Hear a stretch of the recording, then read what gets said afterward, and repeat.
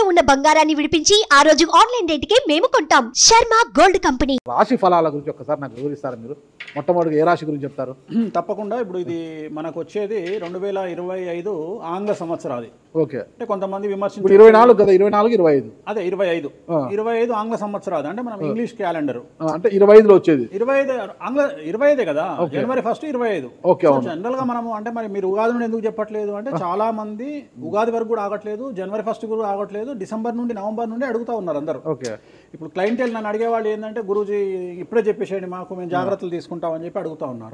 So అందుకనే 2025 సంవత్సరం ఆంగ్ల సంవత్సరాది అంటే జనవరి 1 నుండి ఎలా ఉండబోతుంది అనేది మనం ఒకసారి చూసుకుంటే, అన్నిటికంటే ముఖ్యంగా ఈ వచ్చేటువంటి సంవత్సరం పేరు శ్రీ విశ్వావసునామ సంవత్సరము. విశ్వావసునామ సంవత్సరము. సో రాబోయేటువంటి ఎందుకు గురుగారు అది వస్తుంది పేరు 60 సంవత్సరాల్లో ప్రతి సంవత్సరం ఒక్కొక్క పేరు వస్తుంటది. పేరుతో ఏం స్పెషాలిటీ లేదు. క్రోధినామ సంవత్సరం అనే నెగిటివ్ అట్లా ఏం లేదు. సంవత్సరాల్లో దీని పేరు విశ్వావసునామ సంవత్సరం. సో ఈ సంవత్సరానికి అధిపతి రాజు కాబట్టి, రవి కాబట్టి రాజు.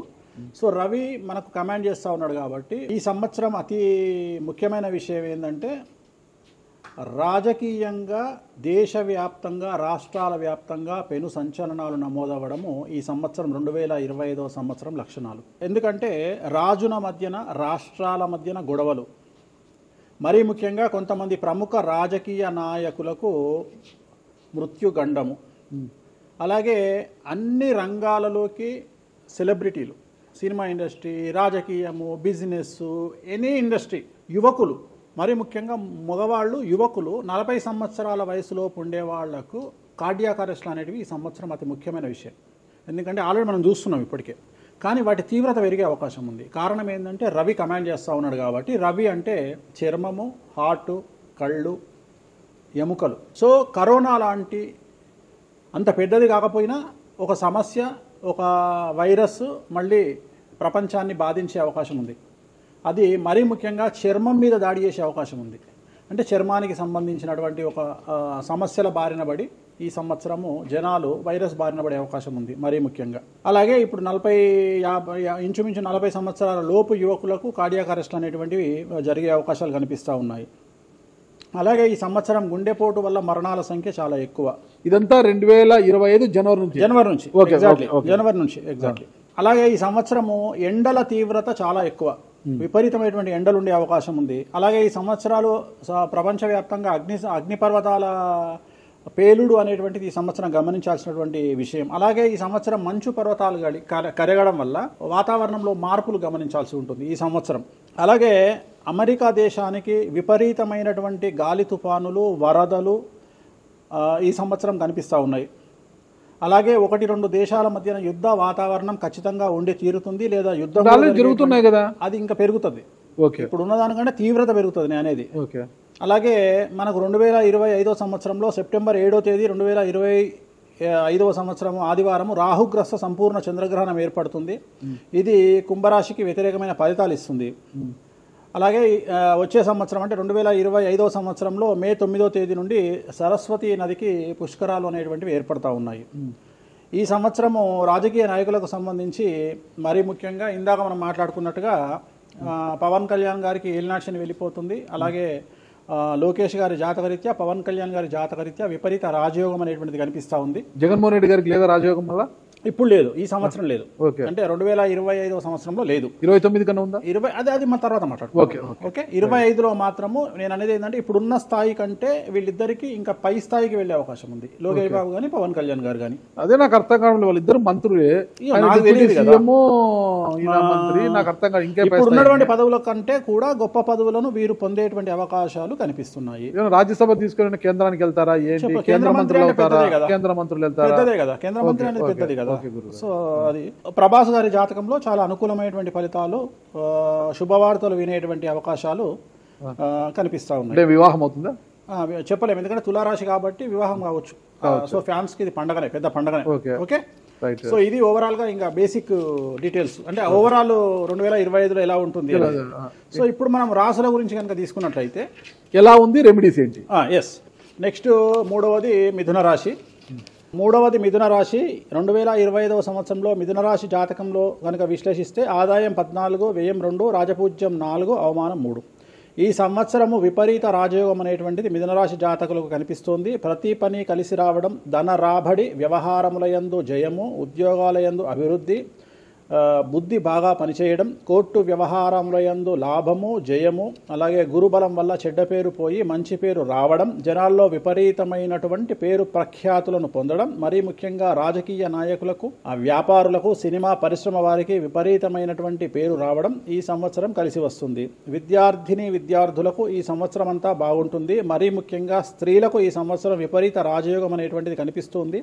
అవివాహితులైనటువంటి అమ్మాయిలకు ఈ సంవత్సరం 100% వివాహయోగ సూచనలు గోచరిస్తూ ఉన్నాయి. అలాగే ఈ సంవత్సరం స్త్రీలు ఏదైనా వ్యాపారాన్ని ప్రారంభిస్తే చాలా బాగా కలిసి వస్తుంది. అలాగే ప్రారంభించిన వ్యాపారంలో విపరీత లాభాలు గోచరిస్తూ ఉన్నాయి. కాబట్టి మిథున రాశి అమ్మాయిలు ఈ సంవత్సరం వ్యాపారాన్ని ప్రారంభించగలిగితే విశేషమైనటువంటి లాభాలను పొందగలుగుతారు. న్యాయవాదులకు, పోలీసులు మరియు ఎక్సైజ్ డిపార్ట్మెంట్ వారికి ఈ సంవత్సరం ప్రమోషన్లు లేదా మంచి పేరు ప్రఖ్యాతులు రావడం గోచరిస్తుంది. అన్నీ మీరు 12 రాశుల గురించి చెప్పారు గురుగారు. అట్లా ఎక్కువగా ఒక పూజ మాత్రం ఎక్కువగా చెప్పారు, చాలా మంది కూడా చెప్పారు. తిరునల్లార్ శనీశ్వర ఆలయం, శని ఎఫెక్ట్. ఓకే, ఎక్కువ మందికి తిరునల్లార్ చెప్పినా అక్కడ ఎంత 450 రూపాయలు ఉంటుంది పూజ. అది తిరునల్లార్ పాండిచ్చేరిలో ఉంటుంది. అక్కడికి వెళ్ళి పూజ చేసుకుంటే సరిపోతుంది. ఇది పేరును బట్టి ఈ రాశుల ప్రకారం ఇలా ఉంటుందని మీరు రాశారా, లేకపోతే వాళ్ళ డేట్ ఆఫ్ బర్త్ ప్రకారం? నక్షత్రం బట్టి, నక్షత్రాలు వాళ్ళకి అర్థమైపోతుంది. వాళ్ళ నక్షత్రాన్ని బట్టి. అశ్విని నక్షత్రం మేషరాశి, భరణి నక్షత్రం మేషరాశి, పుష్యమి నక్షత్రం కర్కాటక రాశి. మీ రాశి నా రాశి ఒకటే. నా రాశి ఏదో నాకు తెలియదు గురుగారు. మీది వృశ్చిక రాశి. మీది అదేనా? మరి ఎలా గురుగారు ఈ మధ్యన బాగానే ఉందంటారు? మనకు బాగుంది. ఇంకా మన రచ్చనే, ఇంకా రచ్చనే రచ్చనే. ఎట్లా రచ్చ? ఇంత వివాదాలు అవుతున్నాయి, ఏం కథ అసలు? ఇంకా లైఫ్ అన్నప్పుడు ఇప్పుడు రేవంత్ రెడ్డి ఉన్నాడు. రేవంత్ రెడ్డి ఎన్ని కష్టాలు అనుభవిస్తే సీఎం అయినాడు. అంటే ఇక కష్టం తర్వాత సుఖం రెడీగా ఉంటుంది. ఓకే, ఇప్పుడు కష్టపడ్డారు కాబట్టి మీకు సుఖం ఉంది అంటారు. మీకు కాదు, మళ్ళీ మీకు మనకు అందరికీ. ప్రతి మనిషి జీవితంలో పండ్లున్న చెట్టుకే రాయి దెబ్బలు, అంతేగాని పళ్ళు లేని చెట్టుని ఎవడు పట్టించుకుంటాడు? పళ్ళు ఉంటేనే దాన్ని రాయి చేస్తారు. అట్లనే మనం కూడా అంతే అండి. వేణుస్వామి అంటే పూజలకు పెట్టింది పేరు.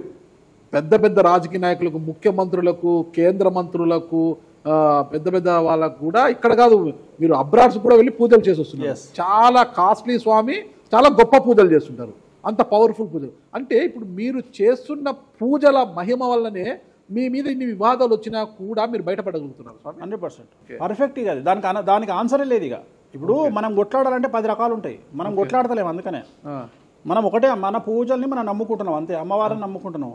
ఇప్పుడు ఒక్కొక్క సమస్యకి ఒక్కొక్క అమ్మవారు పరిష్కరిస్తుంది. దశమహావిద్యల్లో మనం అదే చేస్తున్నాం. ఇప్పుడు నేను ఒకటే మాట చెప్తా. కాంట్రవర్సీస్ వచ్చినాయి, మీరు అడిగినరు, ఎన్ని సమస్యలు వచ్చినాయి.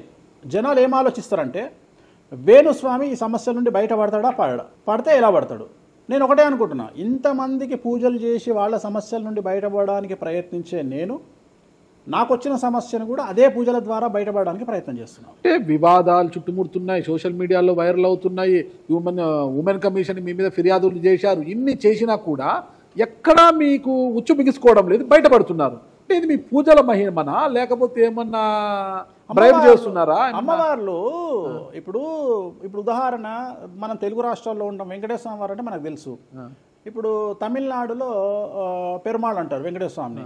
అదే నార్త్ ఇండియాకి వెళ్తే బాలాజీ అంటారు. వాళ్లకు బాలాజీ అంటే చాలా భయం.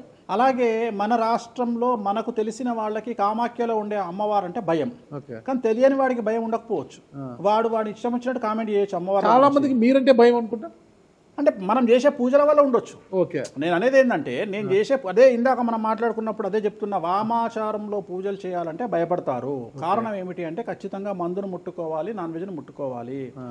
దానికి వీళ్ళు చేసే పూజలు అడ్డుపడతాయి. అంటే వీళ్ళు సమాజంలో భయపడతారు కాబట్టి వీళ్ళు వాటి జోలికి పోరు. తాంత్రిక పూజలు లాగా ఉంటాయి మీరు చేసే. తాంత్రిక తంత్ర మార్గం అంటారు దాన్ని. శ్రీకాళహస్తిలో కాదు శ్రీకాళహస్తిలో రావుకేతు పూజ చేయించుకున్నారు కదా, తాంత్రిక పూజలే అది. నిమ్మకాయ పెడితే తంత్రమే, గుర్తుపెట్టుకోండి. నిమ్మకాయ ఎక్కడ పెట్టినా తంత్రమే. మిమ్మల్ని కాపాడుతోంది మీరు చేస్తున్న పూజల మహిమే. అంతే అంతే అంతే వాళ్ళే చూసుకుంటారు. నేను అనే పాయింట్ ఏంటంటే, నేను ఒకటే చెప్తున్నానండి, తప్పు చేస్తే నన్ను అమ్మవారు సర్వనాశనం చేస్తుంది. ఓకే, అమ్మవారిని విమర్శిస్తే వాళ్ళ సంగతి అమ్మవారు చూసుకుంటుంది. ఓకే, అంతేనా? అంతే. ఇక నాకు అవసరం, నేను కొట్లాడను చెయ్యను, నాకు అనవసరం, నాకు లొల్లే వద్దు. నాకు నేను దేవుళ్ళని నమ్ముకున్నా, నా పని అదే. నాకు హిమాచల్ ప్రదేశ్ కామాఖ్య కాకపోతే, బాగాలముఖి కాకపోతే, తారాపీఠ పోతే, ఇప్పుడు మన తారాపీఠ పోయి వచ్చిన. చాలా మందికి తెలియదు, తారాపీఠ అని కలకత్తా నుండి 300 కిలోమీటర్లు ఉంటుంది. మీరు కావాలంటే గూగుల్ చేయొచ్చు. తారాపీఠ అని అమ్మవారు అండి. ప్రతిరోజు శ్మశానంలో ఉంటుంది అమ్మవారు, ఒరిజినల్ శ్మశానంలో ఉంటుంది. ప్రతిరోజు అమ్మవారికి ప్రసాదం అంటే డెడ్ బాడీ దహనం అయినాకనే అమ్మవారికి నైవేద్యం పెడతారు. అంత పెద్ద ప్రసిద్ధమైనటువంటి దేవాలయం. అమ్మవారు శివుడికి పాలిస్తూ ఉంటుంది. తారాపీఠ అంటుంది దాన్ని. శ్మశానంలో ఉంటుంది. ఆమె జనరల్గా ఎవరైనా సరే ఎందుకు పూజ చేస్తారామనంటే, జీవితంలో మనం వెళ్తూ ఉన్న సందర్భంలో సడన్గా స్టక్ అయినామనుకోండి, బౌన్స్ బ్యాక్ అవ్వడానికి పనిచేస్తుంది. అంటే ఉదాహరణ, ఒక ముఖ్యమంత్రి స్థాయి వ్యక్తి ఓడిపోయినప్పుడు, ఒక మంత్రి పోయినప్పుడు, ఒక ఐఏఎస్ సడన్గా తన జాబ్లో డిస్టర్బెన్స్ వచ్చినప్పుడు, ఐపీఎస్ డిస్టర్బెన్స్ వచ్చినప్పుడు ఈ పూజ కనుక అమ్మవారిని దర్శించుకుంటే ఒక్కసారి మళ్ళీ వాళ్ళు బౌన్స్ బ్యాక్ అవుతారు.